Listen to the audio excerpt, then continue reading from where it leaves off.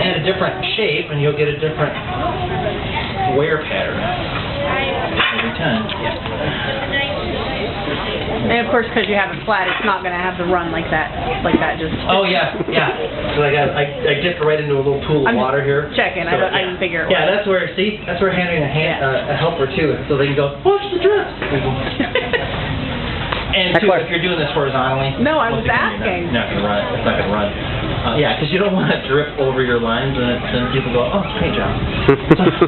But don't forget these guys here either. The sideboard.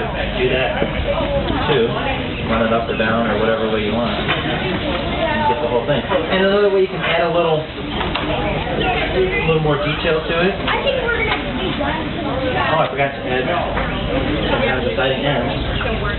And it does. You gotta nail it on. You put your nail holes in there. No, you're okay. So, if you see, if you kind of keep going, you'll get something that looks like a neck band.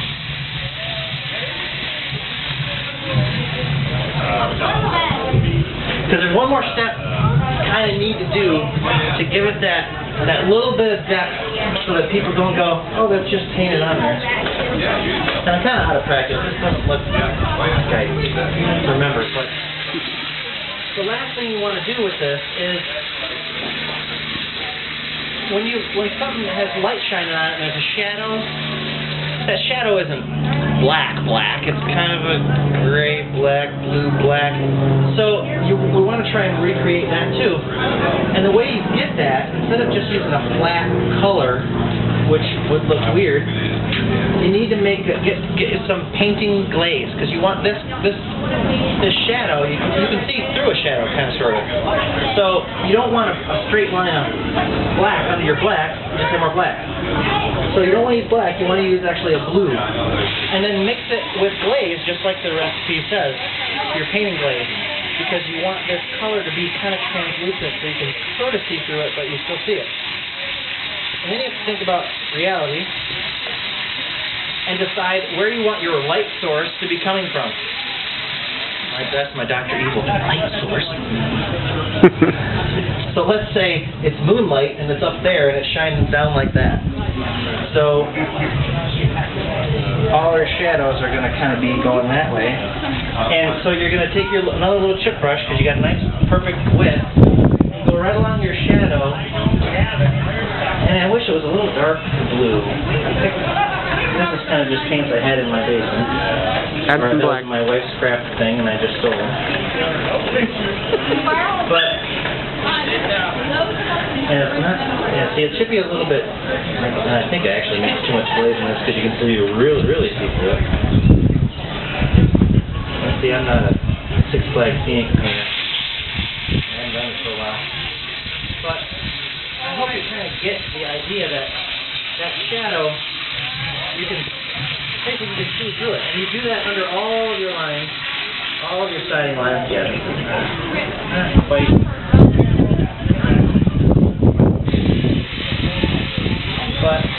And you would say, oh, why would I do that step?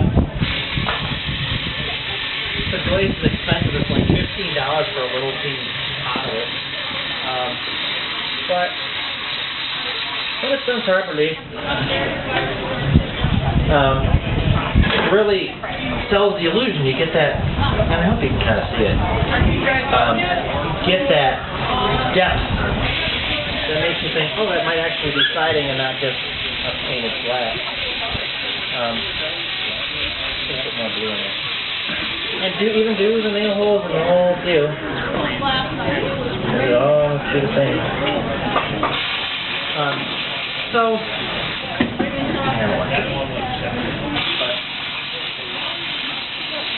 any other questions so far? How are we doing?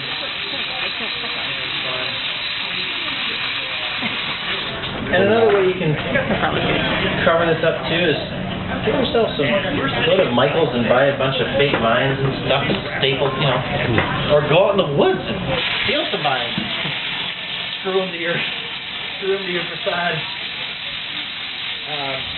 We had one room in our haunt that was conservatory with all the plants in it and stuff, and there was a grapevine growing right next to where we were building the haunt, and I just told my helpers, hey, go grab all those grapevines off the fence, and I want you to staple them all up inside the room. It was one of the best looking rooms it was.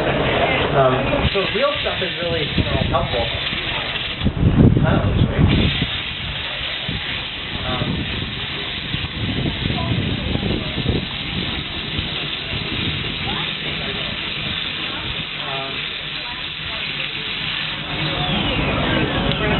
Do this an hour for an hour. That's I don't know. But one other thing, and the gentleman who did the electronics yesterday touched on something too that was very apropos to all of us. Is safety and fire inspectors really are starting to look at everything a lot closer now. Even if you are just running a neighborhood little thing that, oh, I'm just doing it free for the neighborhood. Why would they bother me? You never know. You don't want to lose your house over what you love to do. So even with this stuff, even when you're flat, even you're inside your garage or whatever you're doing it, invest in it. Buy some flame retardant. It's really not all that expensive. And you put it in one of your little garden sprayers and spray down all your stuff. You can mix it in your paint too. So a lot of them are rated to be mixed in the paint, and it gives your set flame retardant stability. It doesn't have to not burn. It just has to not burn within 60 seconds. So last month I was at Hong Kong and went to one of the shows, and one of the experts was talking about. So here's the rule, in case any of you don't know and want to know what the rule is. Whatever your thing is, it could be cloth, it could be wood, anything you've got in your haunt, the rule is you have to be able to take a lighter or some kind of flame source and hold it on it for 60 seconds. And then take the flame off. And whatever that is needs to go out on its own. You can't blow on it, nothing.